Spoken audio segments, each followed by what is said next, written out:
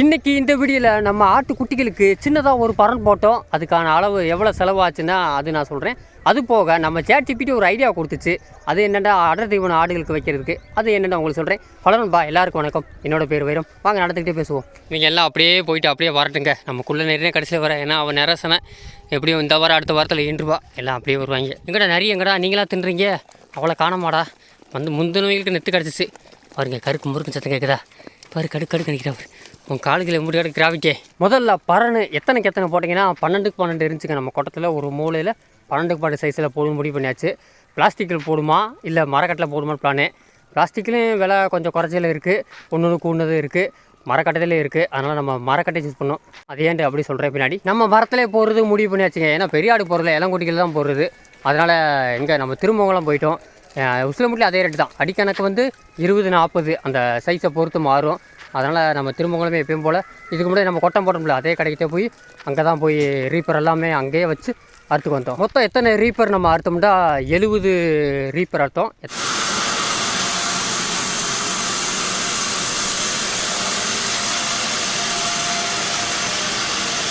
எத்தனை அடினா 10 அடியில் அறுத்தோம். 12 அடி ப்ரோ ஏன் 10 அடிங்களா அது ஏன்னு சொல்கிறேன்.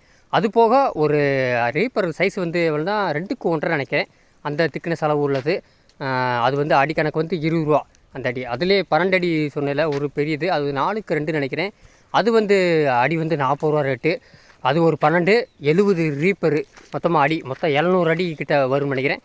அப்படியே அதுக்கு எனக்கு தெரிஞ்சு 2 சேர்த்து 7000 ரூபா கிட்ட வந்துச்சிருக்கிறேன். 7000மா கிட்டத்தட்ட அதுவே 12,000 ரூபா கிட்ட வந்துச்சு இந்த ரீப்பர் இது மட்டும் சேர்த்து. வாடா கருப்பு நடத்துக்கிட்டே பேசுவோம். வாங்கடா ஓடியா வயக்காட்டு போயிட்டே பேசுவோம். அது போக கீழே வெயிட் தாங்கணும்ல. ஏன்னா 4 பக்கம் 4 நம்ம கல் தான் கொட்ட மாட்டோம்ல அது இருக்குது. இருந்தாலும் சப்போர்ட்டுக்கு வேணும்லன்றக்காக என்ன பண்ணோம்னா 13 சவுக்கை வாங்கணும். சவுக்கை மொத்தமாக ஒரு சவுக்கை 12 அடி சவுக்கை 280 ரூபாண்டாங்க ஒரு சவுக்கை. அது அவ்வளோ குறைச்சல் இல்லைண்டா. ஏன்னா மர விலை ஏறி போச்சு. அந்த விலைவாசினால் கொஞ்சம் மாறிடுச்சு. அது கொட்டம் போடுக்கும்போது அப்போ கம்மியாக இருந்துச்சு. இப்போ கூடி போச்சுக்க 12 அடி சவுக்கை ஒரு அதுவே எனக்கு தெரிஞ்சு ஒரு சவுக்கை 280 ரூபா. அப்போ பார்த்துங்க 13 கணக்கு போட்டுக்குங்க எவ்வளோ இருக்கும்னு. எல்லா மரத்தையும் வாங்கி அங்கேயே மரக்கடையிலே அரவ மிஷின் இருக்குது. எனக்கு தெரிஞ்சு அரவ மிஷின் அப்போ இந்த அளவுக்கு எங்கேயும் உசிலம்பட்டில் 1-2 இருக்குது. இங்கேயும் அப்படி தான் 2 தாங்க இருக்குது திருமணத்தில். அங்கேயே அறுத்து ஒரு 20 அடி அந்த பச்சை வலை பறன்லேருந்து குட்டி வெளியே தவிரக்கூடாதுல ஒரு 20 அடிக்கு பறன் வாங்கிட்டோம். அங்கேருந்து ஒரு வண்டியை பிடிச்சி ஏற்றி வந்தோம். மொத்தம் அங்கேருந்து கொண்டு அந்த வீடு சேர்க்குறதுக்கு அதுக்கு 22,000 அதாவது 22,000 ரூபா ஆயிடுச்சுங்க. அதுக்கப்புறம் இன்னும் வேலை கூலி இருக்குது. எல்லா பொருளையும் வீட்டில் இறக்கி வச்சு அதுக்கப்புறம் தாங்க வேலை 2 நாள் வேலை எடுத்துருச்சுங்க. 2-3 பேர் நின்று வேலை பார்த்தாங்க. வேலை கூலியே கிட்டத்தட்ட எவ்வளோச்சுன்னா 5,000 ரூபாய்ட்டு ஆயிடுச்சு. ஏற்கனவே ஒரு 22 இது ஒரு 5,000 மொத்தம் 27,000 ஆயிடுச்சுங்க. வலைகளை சேர்த்து எல்லாமே வேலை கூலி முடிக்கிறதுக்கு அந்த டோரு ப்ளூ கலரு கதவு வைக்கிற எல்லாத்துக்கும் மொத்தமாக டோட்டலாக 27,000 ரூபா ஆயிடுச்சு. நீங்கள் கேட்கலாம் ஏன் ப்ரோ நீங்கள் பிளாஸ்டிக்கில் போட்டேன்னா விலை கம்மி தான் போட்டுக்கலான்றாங்க. இன்னொன்று பிளாஸ்டிக்கில் கொஞ்சம் விலை அதிகமானது இருக்குது, ஆனால் விலை கம்மியானது இருக்குது. ஏன் போடலைண்டா முக்கால்வாசி நம்ம பெரிய ஆடுகளுக்கு போடணுன்னா பிளாஸ்டிக் ஆள் போடுவாங்க. ஆனால் சின்ன குட்டிகளுக்கு பால் குடிக்கிற குட்டிகளுக்கு பிளாஸ்டிக்கில் போட்டால் மழை காலத்தில் அப்படியே ஜில்லுன்னு இருக்கும். அந்த பறனும் பிளாஸ்டிக் ஜில்லுன்னு இருக்கும். ஆனால் அதுவே தென்னங்காய் கட்டை போட்டோம்னா கொஞ்சம் மழை காலத்துக்கு கனகனன்னு இருக்கும். கொஞ்சம் வெப்பல் கொடுக்க சூடு. அதுவே வெயில் காலத்துக்கு குழுக்குழு இருக்குது. இப்போலாம் பார்த்திங்கன்னா நல்லா குழுக்குழு இருந்துச்சுங்க. உள்ள குட்டிகள் படுத்துக்கிறோம். உங்களுக்கு வெப்பல் தாக்காது. பால் குட்டிகள் பவுத்துக்குள்ளே பால் தெரியாமல் இருக்கும். அதுக்காக தான் நான் பிளாஸ்டிக் யூஸ் பண்ணல. போகிறோம் மரக்கட்டையே போடுறோம். அது தென்னங்காய் வைரம் மாஞ்ச கட்டைகள் இன்னும் உங்களுக்கு நல்லா அந்த அப்படியே கிளைமேட்டை ஆப்போசிட்டில் மாற்றி வெயிலுக்கு கூழ் அப்படியே குளிர்காலத்துக்கு ஹீட்டு அப்படி மாற்றி கொடுக்கும். பிரச்சனையே இல்லை. நம்ம ஒரு சின்ன முட்டை பல்ப்பு மட்டும் மேலே தொங்க விட்டோம்னா மழை காலத்துக்கு அப்படி இன்னும் கொஞ்சம் சூடு கொடுத்துக்கிட்டே இருக்கும். அதுக்கு தான் தென்னை ரிப்பர் போடுறது. குட்டிக்கு நல்லாயிருக்கும். ஆனால் அதோட ஆயில் காலம் கொஞ்சம் குறைவு தான். அது ஒத்துக்கிறேன். ஆனால் பிளாஸ்டிக் இன்னும் கொஞ்சம் கூட போகுன்றாங்க. ஆனால் சொல்ல முடியாது. பார்ப்போம். நம்ம வச்சுக்கிற பொறுத்து தான். நம்ம குட்டிகள் தானே அங்கிட்டு ஓடி விளாட போகிறது இல்லை. இந்த மாதிரி கொராக்கள் பெரிய போடணும்னா அந்த மாதிரி தென்னங்கட்டை போடலாம் நல்லா ஸ்ட்ராங்காக போடணும்.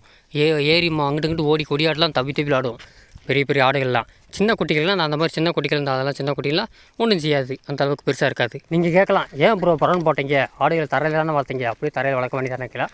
ஆனால் நம்ம பழைய கூட்டத்தில் இருந்தோம். அதில் இப்போ புது கூட்டத்துக்கு மாறல கொஞ்சம் நாய் ரொம்ப இதாக இருக்குங்க தொல்லை.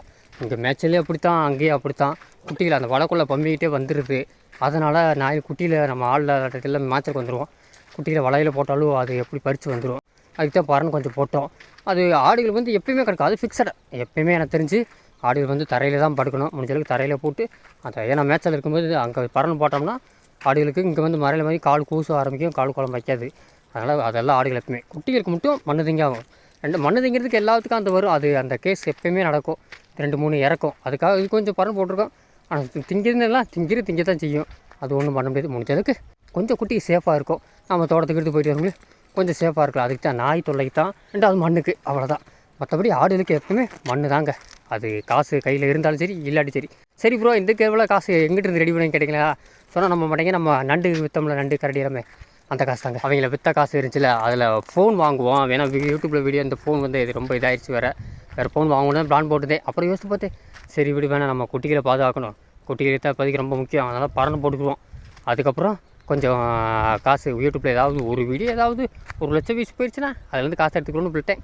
அதுக்காக கொஞ்சம் பார்த்துக்குருவோம். இப்போதைக்கு குட்டியில் பறனை போட்டு முடிப்போன்னு தான் பறனை வேலையை முடிச்சாச்சு. அடுத்து இந்த மாதிரி தாயாடுகளுக்கு ஒரு அடர் தீவனம் கொடுத்துக்கிருக்கேன். அதனால தான் பையனிங்க இவங்க கொஞ்சம் தாயாடுக்கு இறங்காமல் இருக்காங்க. அவங்கெல்லாம் ஏன் எல்லாத்துக்குமே கொடுக்குறேன், எல்லா ஆடுகளுக்கும். நம்ம தாயாடுகளுக்கு நம்ம ChatGPT கொடுத்த ஒரு ஐடியா தாங்க. எப்படி கேட்டேன்னா, எப்போ ChatGPT பசங்களாம் அதை பாருங்க ரொம்ப பஞ்சத்தில் இருக்காங்க, ஏதாவது ஒரு நல்ல அடர் தீவனம் சொல்லு, மேட்சில் போயிட்டு வந்து வந்த மாதிரிண்டே. அதுக்கு தான் ஒரு ஐடியா கொடுத்துச்சு.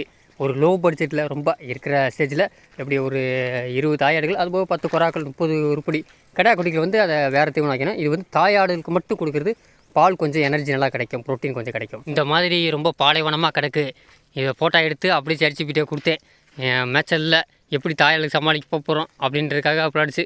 அதுக்கப்புறம் தான் பசங்களுக்கு ஒரு தீவனம் சொல்லிச்சு. அது என்னென்ன தீவனம்னா, கம்பு ஒரு 24 கிலோ எடுத்துக்கிறணும், அது உடைக்காதது. அது போக ஒரு 12 கிலோ கடலை புண்ணாக்கு 35 ரூபாய்க்கிட்ட இருக்குது. ஒன்று 70 ரூபாய்க்கிட்ட இருக்குது. நான் போகிற நேரத்தில் 35 ரூபாய் காலியாக போச்சுட்டாங்க. அப்புறம் வேறு வழி 70 ரூபாய்க்கிட்ட திருமணத்தில் வாங்கினேன். அங்கே எண்ணெய் செய்வாங்களே செக்கில், அங்கேயே போய் நேரடியாக வாங்கிட்டேன். எப்போயுமே புண்ணாக்கு வாங்கினா அங்கே தான் வாங்குவோம். வாங்கியாச்சு. அது போக மக்காச்சோளம் அது ஒரு 24 கிலோ, மொத்தம் சேர்த்து ஒரு 60 கிலோ கணக்கு வர மாதிரி. மக்காச்சோளம் நம்ம தோட்டத்தில் விளைஞ்சது 2 குண்டல் எடுத்து வச்சுருந்தோம். அதெல்லாம் மக்காச்சோளம் நம்மளுக்கு செலவு இல்லாமல் போச்சு. இது மட்டும் 1100 கிட்டே எவ்வளோ வந்துச்சுங்க. கம்பு மட்டும் 1 கிலோ 33 ரூபா, 1000 சில்லறையாக எவ்வளோ வந்துச்சு. மொத்தம் 24 கிலோ. இது ஒரு 12 கிலோ வாங்கிட்டோம். அது மொத்தம் சேர்த்து இதுக்கு எல்லாமே அரவை குழியிலேருந்து சேர்க்கும்போது ஒரு 2000 ரூபாக்குள்ளே தாங்க வந்துச்சு. அந்தளவுக்கு பெருசாக வரல. ஏன்னா நம்மகிட்ட மக்காச்சோளம் இருந்துச்சுல, மக்காச்சோளத்தை 2 வடை போட சொல்லிட்டாங்க. ஒரு வடத்தை உடைக்க சொல்லிச்சு, 2-3 வடை போட சொல்லிச்சு. கம்பு வந்து ரொம்ப மாவாக்க வேணாம், ஏன்னா மூக்கில் ஏறிக்கிறோம். ஒரு உடப்பு கம்பு ஒரு உடப்பாக உடச்சிக்கிட்டோம். மக்காச்சாலையும் 2 உடப்பு உடச்சாலே போதும். ஏன்னா சின்ன குட்டிகளுக்கு ஒன்று கடிக்கும் போது பல்லில் சிக்காதுன்றக்காக. அது போக பின்னாக்கு நொறுக்கணும். பின்னாக்கு வந்து எங்கேயுமே ரைஸ் மில்லு நொறுக்க மாட்டேன்ட்டாங்க. ஏன்னா அது வந்து எண்ணெய் இருக்கிறனால உள்ளே ஒட்டிக்கிறது. மக்காச்சோளத்துக்குள்ளே வந்தால் போட்டு அடிக்கலான்ட்டுங்க மக்காச்சோளத்துக்குள்ளே போட முடியல. அப்புறம் வேறு வழியில் கையிலே தட்டினாங்க. கையிலே வச்சு ஒரு கம்பை தட்டி நானும் அம்மாவில் சேர்ந்து தட்டி அதை அப்படியே கொஞ்சமாக நொறுக்கிட்டோம். ஃபுல்லாக எனக்கு தெரிஞ்சு ஒரு 12 கிலோ தான், ரொம்ப அதிகமாக இல்லை. போட்டு மொத்தமாக எல்லாத்தையும் நொறுக்கி அதுக்கப்புறம் என்ன பண்ணிட்டோம், நல்லா ஒரு க்ளீனாக வச்சு அப்படி நல்லா கீழே சாக்கு எடுத்து விரித்து அப்படியே மொதல் வந்து மக்காச்சோளத்தை கொட்டிட்டோம். அதுபோக கொஞ்சம் கம்பு அதுக்கு மேலே அப்படியே ஒன்றா கொட்டிட்டு அப்புறம் பின்னாக்கு. அதை விட முக்கியமான விஷயம்னா உப்பு வந்து மொத்தமாக மினரல் மிக்ஸ் உப்பு, அந்த தூள் உப்பு இருக்க மாதிரி அயோடின் அது மாதிரி இருக்கும். நல்லா மொத்தமாக 60 கிலோக்கு 600 கிராம் இதமாக அப்படியே போட்டு ஒன்றா சேர்த்துக்கலாம். ஏன்னா கொஞ்சம் கெட்டு போகாமல் இருக்கும்.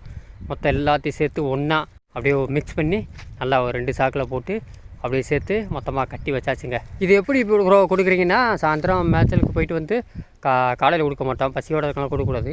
மேட்சில் போய்ட்டு நைட்டு 7 மணிக்கு வருதுல்ல, 7 மணிலேருந்து தண்ணியை குடிச்சு 7:30 வரைக்கும் படுக்க போட்டு ரெஸ்ட் கொடுக்குறது. 1/2 மணி நேரம் 7:30லேருந்து அப்படியே தீவன தொட்டியில் போட்டுருது. அது இப்போ இன்னொரு சொல்ல மாட்டேன், தீவன தொட்டி வாங்கியாச்சுங்க. தீவன தொட்டி வாங்கினா நம்ம திரும்ப சந்தையில் வாங்கினோம். அது எவ்வளோ ஆச்சுன்னா 8 அடி நீளம் 2 தொட்டி வாங்கினோம். 8 அடி 8 அடி மொத்தம் 16 அடி.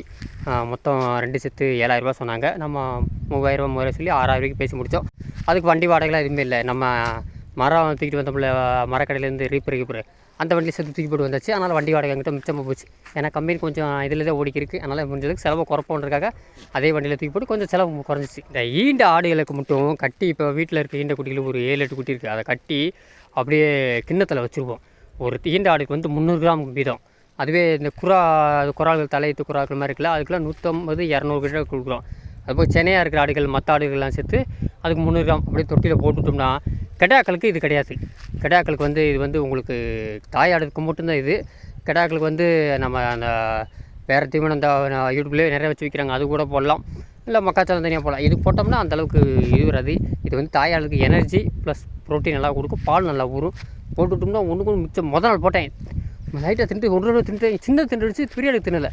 2வது நாள் கொஞ்சம் லைட்டு திண்டாங்க. 3வது விழுந்து அடிக்க ஆரம்பிச்சாங்க. போட்டோன்னே காலி பண்ணிட்டாங்க. அப்படியே 7:30 போட்டோம். 7:30 திங்க விட்டோம்னா 8 மணி நேரத்துக்கு திருப்பி கொஞ்சம் விட்டு 8 மணிக்கு மேலே அந்த தொட்டியில் தண்ணியை ஊற்றி விட்டுருவோம். தண்ணியை குடிச்சிக்கிட்டு தண்ணி 1/2 மணி நேரம் கழிச்சு வச்சோம்னா சரியாக போகும். இவ்வளோ விஷயம் சொன்னேன். முக்கியமான விஷயம் சொல்ல மறந்துட்டேன் பார்த்தியா. அதை எப்படி போடுறோம் அதுமாரி அப்படியே அரைச்சி அப்படியே தூக்கி விட்டோம்னா பவுட்ராக இருக்கும். மூக்கில் திங்கும்போது மூக்குக்குள்ளே போகும். புறைய ஆரம்பிக்கணும். அப்படிலாம் செய்யலை.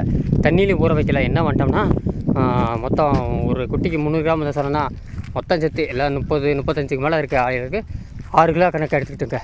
அப்படியே ஒரு பெரிய வட்டையில் போட்டு 1.5 லிட்டர் தண்ணி அப்படியே தண்ணியை தொளிச்சு சாயந்தரம் ஒரு 3 மணி 4 மணி போல் தண்ணி தொளித்து கையிலே பிணைஞ்சிருவோம். ஒரு பிட்டு மாதிரி பிட்டு சாப்பிட்ருக்கேன். அந்த மாதிரி பிணைஞ்சோம்னா தண்ணி போட்டோன்னே கொஞ்சம் உங்களுக்கு அந்த பவுட்ரு மாதிரி இருக்காது. அது மூக்குலையும் புறையறாது. அப்படி நல்லா தண்ணியிலே போட்டு கொஞ்சம் வச்சுட்டு சாயந்தரம் 7 மணி வரைக்கும் அப்படி விட்டுருவோம். இதுவே 8-9 மணி நேரம் வரைக்கும் ரொம்ப நேரம் போடக்கூடாது. ஏன்னா அப்புறம் உள்ளே கெட்டு போக ஆரம்பிச்சிடும். அதுக்கப்புறம் அடுத்த நாள் கழிச்சில் வந்துடும்.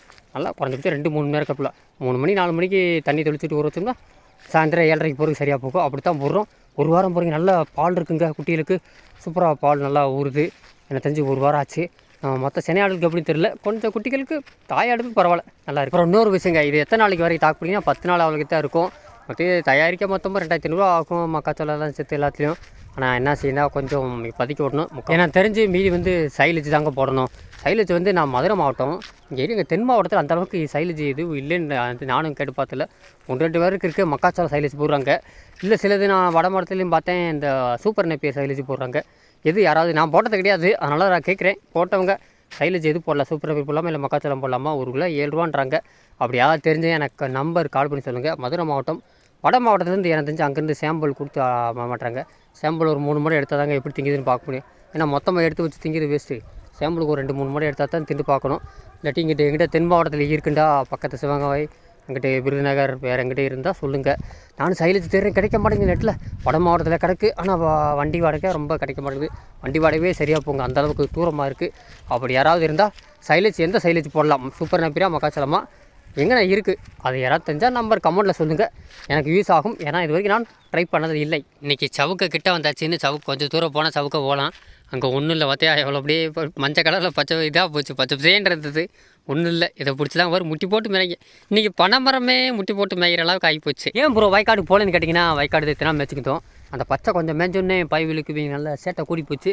வயக்காட்டை விட்டு எங்கிட்டு இருந்த அந்த அளவுக்கு இந்த அளவுக்கு நாங்கள் அதுக்கே சாயந்தரம் நேரம் போனோம்னா அப்படி அசையாமல் இந்நேரம் பட்டை இருக்க விட்டு அங்கிட்ட இருக்கிறோம் போய் அந்த பச்சையும் காலியாக போச்சுங்க. இருக்க அந்த பச்சையும் கொஞ்சம் கொஞ்சமாக இருந்துச்சு. அதுவும் காலியாக போச்சு. பாப்பா மழை சொல்லியிருக்காங்க ஏப்ரல் 4, 5, 6, 7 அதாவது வெள்ளி சனி ஞாயிறு திங்க. ஏன்னா எங்கிட்ட சொல்லலை மொட்டையாக சொல்லியிருக்காங்க. நம்ம இடியப்பன்னு சொல்கிறோம் மழை வெய்யும். ஆனால் எங்கிட்ட சொல்ல முடியாது உறுதியாக எங்கிட்ட வந்தால் வரும்ன்ருக்காங்க. பாப்பா நம்ம மேகம் இன்னைக்கு தாங்க இருக்குது. காற்று நின்றால் மழை வரும், காற்று நிற்க விட்டாலும் மழை வராது. மழை வந்தாலும் சரி வரலாட்டி சரி எப்படி பெய்கிற பொறுத்துக்கு சைலேஜ் கண்டிப்பாக வாங்கணும். முந்தா நாள் நம்ம கச்சாவோட பிள்ளையில மேட்சலுக்கு வந்துச்சு.